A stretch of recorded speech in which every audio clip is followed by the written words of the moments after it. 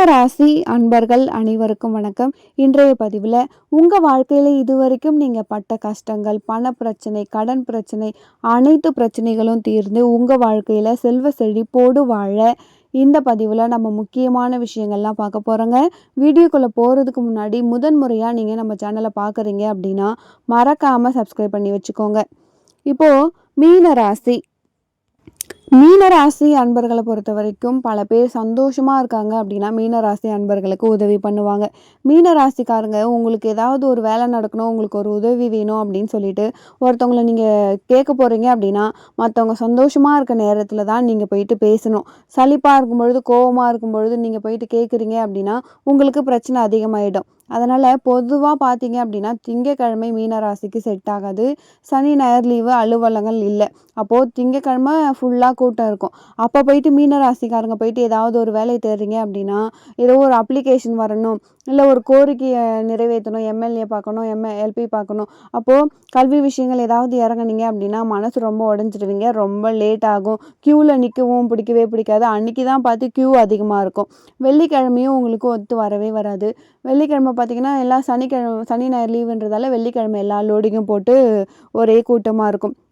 அப்போது 2 விஷயத்தில் வெள்ளிக்கிழமை பகல் பொழுது உங்களுக்கு ஒத்து வரும், மாலை பொழுது வேண்டாம். புதன்கிழமை, வியாழக்கிழமை ரொம்ப பெஸ்ட்டாக இருக்கும். அப்போ என்னென்னா மத்தியம நேரங்கள் மீனராசிக்கு மிகப்பெரிய யோகத்தை கொடுக்குங்க. இதையே இப்போ சொல்கிறோம் அப்படின்னா மீனம், இதுக்கு தான் நம்ம முதலே சொல்கிறோம். மீனராசியை பொறுத்த வரைக்கும் சந்தோஷமான நேரத்தில் நீங்கள் எடுக்கக்கூடிய விஷயங்கள் யார்கிட்டயாச்சும் நீங்கள் பலமாக போயிட்டு கேட்டீங்க அப்படின்னா நடக்கவே நடக்காது.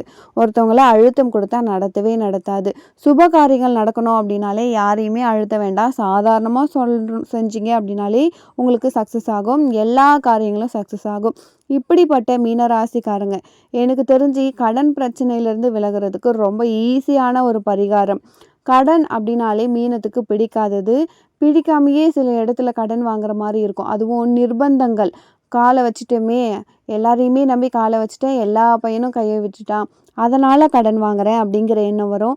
இருந்தாலும் அந்த கடன் அடைக்கிறதுக்காக அவங்க பயங்கரமாக போராடுவாங்க. சில உறவுகள்லாம் கடன் அடைக்காமல் ஓடி போயிடுவாங்க. ஆனால் இவங்க நின்று கடனை அடைச்சி சக்ஸஸ் பண்ணுவாங்க. இவங்க கூட பிறந்தவங்களாம், மீனராசிக்கு கூட பிறந்தவங்கெல்லாம் கடன் பிரச்சனையில் என்னென்னமோ முடிவெல்லாம் எடுப்பாங்க. ஆனால் இவங்க மட்டும் தப்பான முடிவுக்கு போகவே மாட்டாங்க. பார்த்துருவோம், செஞ்சுருவோம் அப்படிங்கிற ஒரு மன தைரியம் மீனராசிக்கு இன்னும் அதிகமாக இருக்கும். அதுதான் அவங்கள உயர்த்தும். அதுவும் இந்த ரேவதி நட்சத்திரக்காரங்க ஒரு பிளான் போட்டு செய்வாங்க. நிச்சயமாக அதில் ஜெயிச்சு வர முடியும். பிளான்னா என்னங்க? வெயிட் பண்ணுறது. அப்போது ஒரு கடன் அடையணும் அப்படின்னா என்ன வேணும்? பொறுமை. நமக்கு காலம் வரும், எங்களுக்கும் காலம் வரும்னு ஒரு பாட்டு இருக்குது பார்த்தீங்களா? காலம் வந்தால் வாழ்வு வரும், வாழ்வு வந்தால் அனைவரையும் வாழ வைப்போமே அப்படின்னு சொல்லுவாங்க. அப்போது அதே மாதிரி மீனராசிக்காரங்க எல்லாருக்கும் முன்னாடியும் வாழ்ந்து காட்டணும்னு நினைக்கக்கூடியவங்க. அப்படி இருக்கவங்களுக்கு கடன் பிரச்சனையாக இருக்கும் பொழுது அது கண்டிப்பாக குறைய போகுது. அதுக்கு யார் அனுகிரகம் பண்ணுவாங்க? முதல்ல அவங்களுடைய மனசில் கடன் அடையும் அப்படிங்கிற நம்பிக்கை அவங்களுக்கு என்றைக்குமே இருக்கும். இதுதான், நான் அடைச்சிக்குவேன்.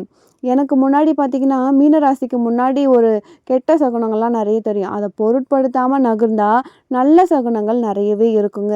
சில பேர் கெட்ட சகுனம் அப்படின்னு சொல்லிட்டு பயந்துருவாங்க. அதை பொருட்படுத்தாமல் நீங்கள் நகரணும். அப்படி நகரும்பொழுது தான் உங்களுக்கு நல்ல சகுனம் நிறைய வரும். உங்களுக்கு அது வெற்றியை கொடுக்கும். மீனராசிக்காரங்க 2 கோவில் சொல்கிறோம், அங்கே போயிட்டு நீங்கள் வழிபடும் பொழுது உங்களுடைய கடன் கண்டிப்பாக காணாமல் போகும்.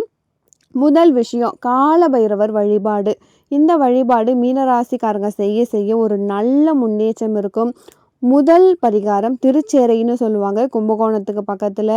அங்கே போயிட்டு சார பரமேஸ்வரர், நீங்கள் அங்கே போயிட்டு சாமியை கும்பிட்டு வழிபடும் பொழுது, திங்கக்கிழமையில் வழிபாடு பண்ணும் பொழுது கண்டிப்பாக மீனராசி அன்பர்களுக்கு ஒரு நல்ல ஒரு தீர்வு கிடைக்கும். கடன் பிரச்சனை தீரும். ஒரு திங்கக்கிழமை போங்க, அங்கே நீங்கள் சாமி கும்பிட்டுட்டு லிங்கத்தையும் கும்பிட்டுட்டு வாங்க.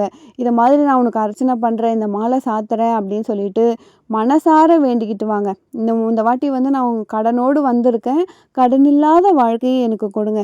உங்கள நம்பி நான் வீட்டுக்கு போறேன். இந்த கடன அடைச்சிட்டா நான் உங்களுக்கு இந்த அபிஷேகத்த பண்றேன் அப்படின்னு சொல்லிட்டு நீங்க பிரார்த்தனை பண்ணிட்டு வாங்க. நம்புங்க 1 வருஷம் டைம். அதுக்குள்ள உங்களுக்கு கடன் அடைஞ்சிரும். அதுக்கான வழிய உங்களுக்கு சார பரமேஸ்வரர் கொடுப்பார்.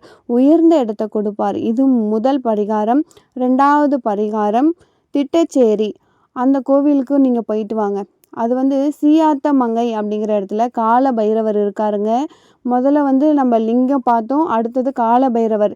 இந்த கால பைரவரை நீங்கள் வந்து வழிபாடு பண்ணுங்க. முடிஞ்சால் தேய்பிரை அஷ்டமியில் போங்க. முடியலன்னா செவ்வாய்க்கிழமையில போங்க.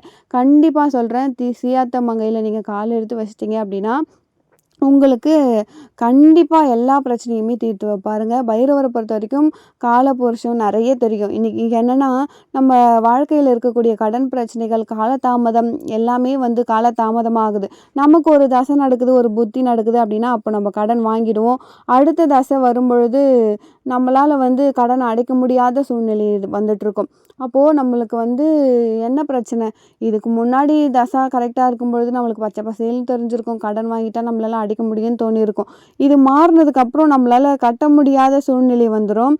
அப்போது நம்ம என்ன பண்ணணும் அப்படின்னா, நம்மளுடைய தசாபுக்திகளை தெரிஞ்சுக்கிட்டு அதுக்கேற்ற மாதிரி கடனை வாங்கணும். அப்போது கடன் அடைக்க நம்ம முயற்சி பண்ணணும். இப்போ இந்த பயம் நம்மளுக்கு நீங்கணும் அப்படின்னா, நம்ம கால பைரவரை வழிபாடு பண்ணணும். திட்டச்சேரி, திருவாரூர்னு சொல்லிட்டு சீயாத்தமங்கை கோவில். அங்கே போயிட்டீங்கன்னா, காரைக்கால்லேருந்து திருமலைராயம்பட்டினம் அங்கேருந்து திட்டச்சேரி போகிற ரூட்டில் தான் இருக்குது சீயாத்தமங்கை. நீங்கள் கூகுளில் சர்ச் பண்ணுங்கள். கண்டிப்பாக காலபைரவர் உங்களுக்கு அனுகிரகம் கொடுப்பாரு. இது இல்லாமல் இன்னொரு விஷயம், இதெல்லாம் சுவாமியை போயிட்டு பார்க்குற இடங்கள். இதுக்கு முன்னாடி நம்ம ஃபஸ்ட்டு மனப்பக்குவத்துக்கு வரணும் இல்லையா?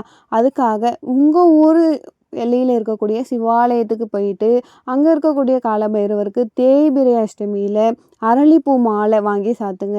தயிர் சாதம் 1 மாதம் போட்டு அன்னதானம் பண்ணுங்க. 1 மாதம் அரளிப்பூ, 1 மாதம் தயிர் சாதம், 1 மாதம் வடை மாலை சாத்துறதா வேண்டிக்கோங்க. நம்புங்க 7லேருந்து 9 மாதத்துக்குள்ளே கடன் பிரச்சனைக்கு ஒரு நிரந்தர தீர்வு கிடைக்கும். மீனராசிக்காரங்க வாழ்க்கையில் என்றைக்குமே நம்பிக்கை மட்டும்தான் பெருசு.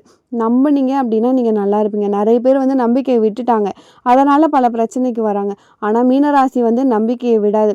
என் புள்ள என்னை காப்பாற்றுவான், அப்படி இல்லைன்னா என் பிள்ளைக்கு நான் வந்து காப்பாற்றுவேன் அப்படின்னு சொல்லிட்டு நம்புவாங்க. அந்த நம்பிக்கை நம்பிக்கை நம்பிக்கை நம்பிக்கை மோசடியே நடந்தாலுமே அதையும் நம்புவாங்க. அதுதான் வந்து மீனராசிக்காரங்க. அதனால் யாரையுமே விட்டு கொடுக்கவே மாட்டாங்க. எல்லாரையுமே அனுசரித்து போகக்கூடியவங்க. இப்படிப்பட்ட மீனராசிக்காரங்களுக்கு கடன் விலகக்கூடிய சூழ்நிலை வந்துருச்சுங்க. இந்த பதிவை கேட்டதுக்கு பிறகு இந்த பரிகாரத்தை எல்லாம் நீங்கள் செஞ்சுட்டு வரும்பொழுது நிச்சயமாக கடன் பிரச்சனை தீர்ந்து கௌரவமான வாழ்க்கைக்குள்ளே நீங்கள் உள்ளே வருவீங்க. உங்கள் கௌரவத்தை தலை சிறந்து நீங்கள் வந்து நடப்பீங்க. உங்கள் வாழ்க்கையில் புதிய பொருளாதார சிக்கல்கள் எல்லாமே தீரும். கடன் வந்து சாதாரணமாக வாங்கியிருக்க மாட்டோம். ஒரு வீடு கட்டுறதுக்காக வாங்கியிருப்போம், ஒரு தொழில் பண்ணுறதுக்காக வாங்கியிருப்போம், ஒரு திருமணத்துக்காக வாங்கியிருப்போம். நியாயமாக தான் ஒரு கடனை வாங்கியிருப்போம். அந்த நியாயமாக வாங்கின கடனை நியாயமாக அடைக்கிறதுக்கான சூழ்நிலை வந்துருச்சு. அவ்வளோதாங்க. இப்போ பணம் அதிகரிக்கும். கண்டிப்பாக வந்து உங்களுக்கு கடன் குறைய போகுது. கண்டிப்பாக உங்களுக்கு நல்லதே நடக்க போகுதுங்க. மீனராசிக்காரங்களே, கடவுள் உங்கள் பக்கம்தான் இருக்காரு. காலம் சிறப்பான தருணத்தை ஏற்படுத்தும். தரமான சம்பவங்கள் உங்களுக்கு நடக்க போகுது. கால பைரவரை வழிபாடு பண்ணுங்க. நல்லதே நடக்குங்க. இந்த பதிவு மீனராசி அன்பர்களுக்கு ரொம்பவே பயனுள்ளதாக இருந்திருக்கும்னு நினைக்கிறேன். வீடியோ பிடிச்சிருந்தா மறக்காமல் நம்ம சேனலை சப்ஸ்கிரைப் பண்ணிக்கோங்க. வீடியோக்கு லைக் கொடுங்க. மீண்டும் ஒரு நல்ல பதிவில் உங்களை சந்திக்கிறேன். நன்றி.